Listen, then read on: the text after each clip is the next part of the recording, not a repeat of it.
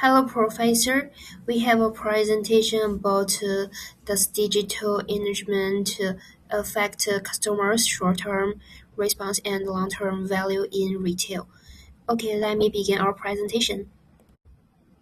The first part is research question. In the digital marketing environment, enterprise have accumulate a large amount of online behavior and transaction data of customers.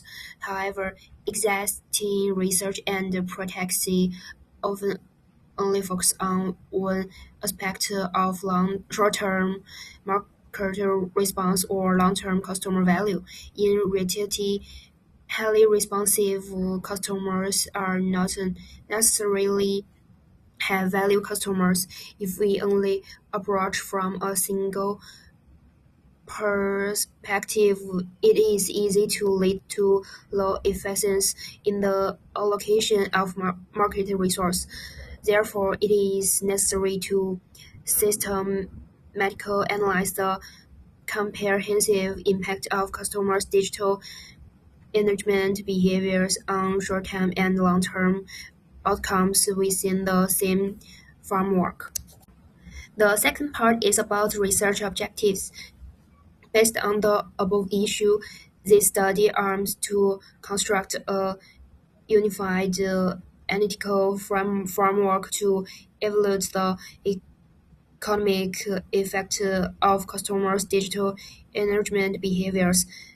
Specifically, we analyze the impact of digital engagement on customers' short-term market response, examine whether it can predict long-term customer value, and further compare the differences in the role of digital engagement between short-term performance and long-term value, providing a basis for refined marketing decisions.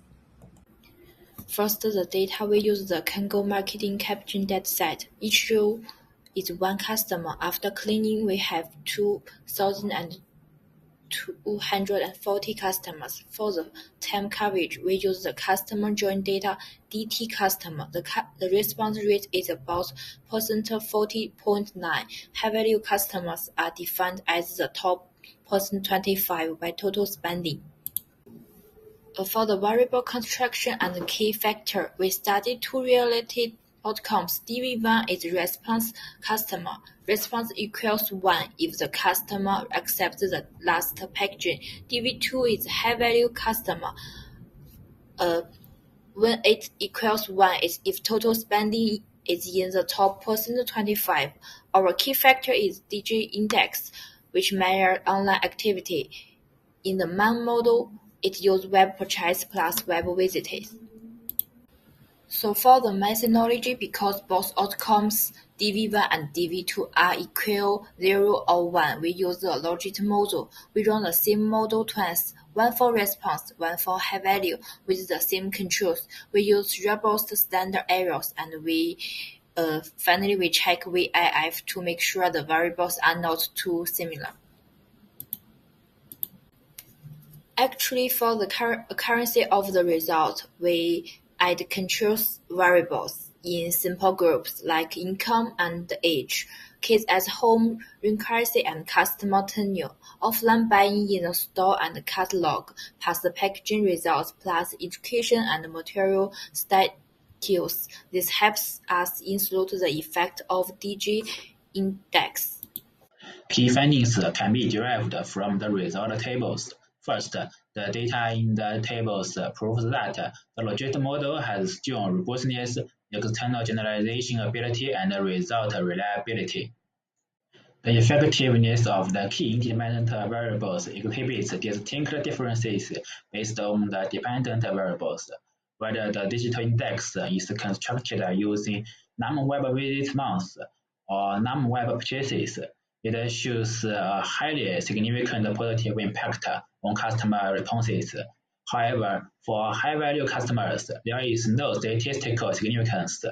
This reflects that digital engagement primarily influences customers' short-term responses, while long-term customer value depends more on fundamental factors such as economic capacity and consumption patterns.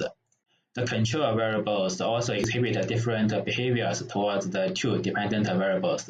Age and income drive long-term high values, while factors such as teenagers' promotion preferences and historical marketing responses affect short-term marketing responses. These factors are not affected by changes in the key independent variables. Different measures should be taken for different groups of people. First, using digital index as a criteria, the group can be divided into three categories: high, medium, and low. And then three different levels of promotional intensity can be applied accordingly. Second, using age and income as criteria, a tiered membership system is a good option. Finally, for families with teenagers, single highly educated individuals, and sales-sensitive groups, measures tailored to their specific characteristics can be adopted. Thank you for watching.